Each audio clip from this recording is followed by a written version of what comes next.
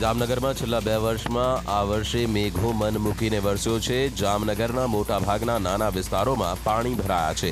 જામનગરમાં આવેલું ખોડિયાર મંદિર પાણીમાં ગરકાવ થઈ ચૂક્યું છે।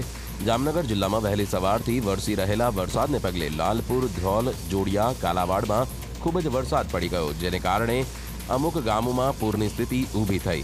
2 વર્ષથી બહુ વરસાદ નથી, અત્યારે બહુ સારામાં સારો વરસાદ છે, તો મેઘરાજાની બહુ સારામાં સારી મહેર કહેવાય કે આવો વરસાદ માહોલ જોવામાં મળ્યો, આપણા માટે કુદરતની સારી બહુ મહેર કહેવાય આવો વરસાદ છે। જામનગર જિલ્લાના જોડિયા તાલુકાના લતીપુર ગામે વરસાદે ફરી માઝા મૂકી છે। 10 દિવસ પહેલા પણ તે લતીપુર ગામે વરસાદ 10 થી 12 ઇંચ પડ્યો હતો અને હાલ તે વિસ્તારમાં આભ ફાટ્યું હોય તેવું જાણવા મળે છે। જામનગર જિલ્લાના બધા જ ડેમોમાં પાણીની સારી આવક છે।